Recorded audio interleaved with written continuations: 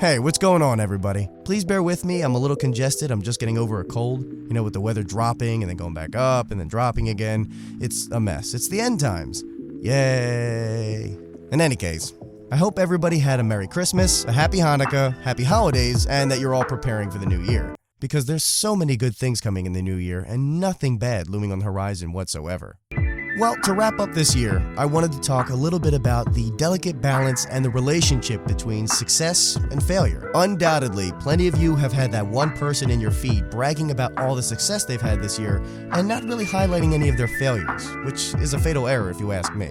So, I wanted to highlight some of the myths that our social media-driven world tends to put on success. And I'll be using the high points and low points in my personal life in the past year to kind of highlight my point. Because let me tell you, this past year has been absolutely fantastic. All joking aside though, this year for me personally has had some pretty high highs and some pretty low lows. For one thing, at the very end of 2018, I left a steady job to pursue voice acting full-time. Up until that point, I had about 7 years of kind of like freelancing on the side, but I decided now was the time. The job was terrible, so I had to get out, and I thought, no safety net, let's just go for it. So right as 2018 transitioned into 2019, and I made that leap, a major relationship that I had in my life fell apart. Someone I was seeing that I'd been with for a little while, it just fell apart. We couldn't make it work, and I was devastated.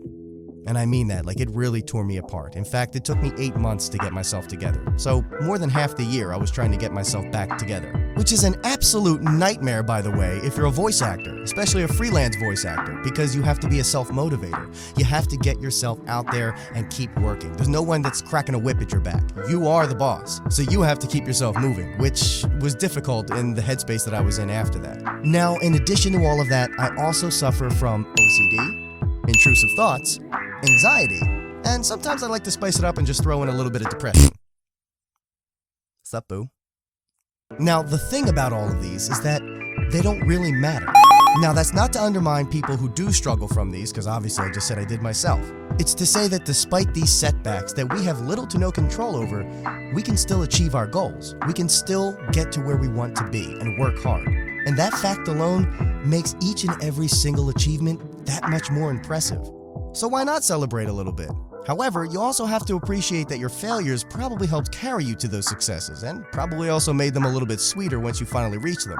For example, one day in November, I came home from the gym and I was just mentally, emotionally, and physically exhausted, just done. It was like mid-afternoon and I couldn't do it. I laid down on the floor, my headspace was a mess, I could not get myself motivated to work, I was just done.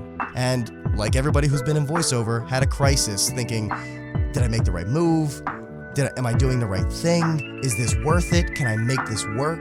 It happens to all of us, even the people who are most successful. Don't let anyone tell you otherwise, because if they do, they're lying to you. We've all been there. And not just voice actors, but especially voice actors. And something just occurred to me, and there was a job that I was waiting to hear back from. They liked the audition, but they hadn't said anything, and I know you're not supposed to check on jobs like that frequently, but something just said, look at it. One last time, just look at it. So while I'm just laying there on the floor, looking like a lump on a log, I just pull out my phone, I open the page, and sure enough, I got the job. What job specifically? I got the role of being the brand new main antagonist coming up in the video game Warframe, which is a game I personally love and have been playing for the past few years, even if I'm a little bit of a noob. Specifically, I'm the voice of the major antagonist, Era. Sup, big man? Be gone with you, Tenno-parasite! All joking aside though, guys, it's a major opportunity for me, and I reached out to the Warframe community and was received pretty well. They're really freaking awesome and they welcomed me with open arms, which really helps, especially with everything I talked about in this conversation. It's not always easy doing what I do, having what I have. In fact, there's probably plenty of people who have what I have and struggle from the same things and find it really difficult to do some of the most basic stuff that they have to do in a day. But guess what? They do it anyway, and you would never know because they're that badass. So, case in point, if you're focusing on your failures, count your successes. And if you're focusing on your successes, realize that your failures are probably what got you there. So be humble. Some of your greatest successes will be born of your worst failures.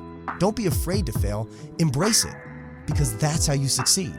So if you guys are feeling lost, just remember, there are signs everywhere. Just look. Until the next time, everybody, have a happy new year.